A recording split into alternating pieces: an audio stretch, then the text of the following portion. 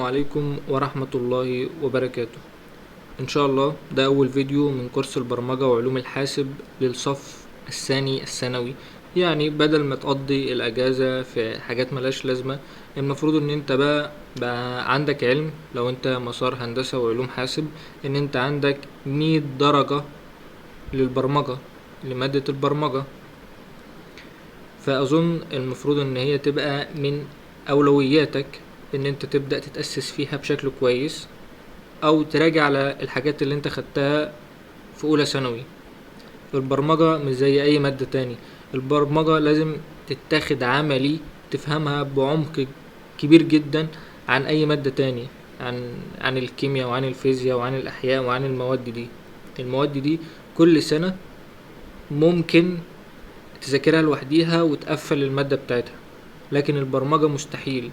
البرمجة فيها شبكات، فيها سنتاج للغات، فيها حاجات كتير المفروض وأساسيات المفروض تبقى عارفها، أو هي مترتبة على بعضيها، أحجار على بعضيها مترتبة. ما ينفعش تروح لستيب انت ما راجعتش الأساسيات بتاع المبدأ.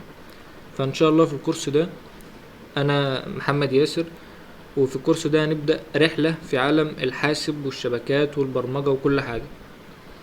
قبل ما نبدأ عاوزك تفكر معايا في حاجة. انت النهاردة صحيت من النوم، فتحت موبايلك، دخلت واتساب، بعت رسالة، فتحت يوتيوب، شفت فيديو، دخلت لعبة اونلاين. كل الحاجات دي حصلت في ثواني، لكن هل في مرة سألت نفسك ازاي الرسالة وصلت، ازاي الفيديو ده اشتغل، ازاي انت دخلت اللعبة دي؟ ممكن يكون لعبت مع شخص تاني في دولة تاني. الإجابة ببساطة وهي الشبكات، النيتورك. ان شاء الله في الفيديو ده هنبدأ نشرح حاجة بسيطة، والفيديوهات الجاية هتبقى تكملة. يعني ده اول فيديو ان شاء الله، والفيديوهات الجاية هتبقى مكملة عليه. ففي الفيديو ده هنبدأ ان احنا نشرح الشبكات بمفهوم بسيط جدا. دلوقتي لو بصينا حوالينا، ازاي هنستفيد من الشبكات دي؟ هوريك مثال بسيط، وبعد كده هبدأ ان انا اشرح معاك. دي صورة اهي، ابسط مثال. لو في هنا مدرس، المدرس ده قدامه حوالي 20 طالب، هو معاه معلومة او معاه فايل، معاه صورة، كل طالب معاه الجهاز بتاعه، فهو عاوز يشارك المعلومة دي. لو في شبكة في الفصل متربطة ورابطة كل الأجهزة دي، هيقدر ان هو في دقيقة واحدة الحاجة اللي هو عاوز يبعتها لواحد يبعتها للكل في دقيقة واحدة. ولكن لو مفيش شبكة ونفس الأجهزة دي مع كل طالب الجهاز بتاعه، هيحتاج ان هو ينقل مثلا الصورة او الملف على فلاشة ويلف بيها على طالب. يعني لو كل طالب خد دقيقة، تقريبا 20 دقيقة او نص ساعة عشان ينقل ملف بس.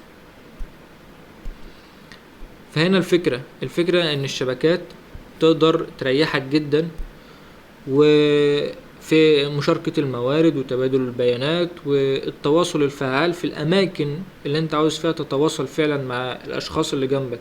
في الوقت اللي انت الحالي، احنا طبعا بنتواصل كل دقيقة مع الناس اللي حوالينا. نروح بقى، المفروض كنا شرحنا في الأول يعني ايه شبكة، بس أنا يعني وضحت لك المفهوم ببساطة شديدة. ودي صورة من سيسكو، من أكبر الشركات في العالم في مجال النتورك، الشبكات. وده التعريف اللي هي كان نشراه على الويب سايت بتاعهم الأساسي. التعريف ببساطة هو برضو نفس التعريف اللي أنا مبسطه تحت ده.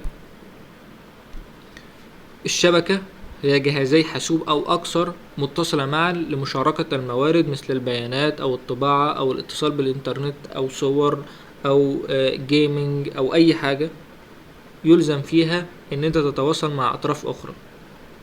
هي دي الشبكة بكل بساطة.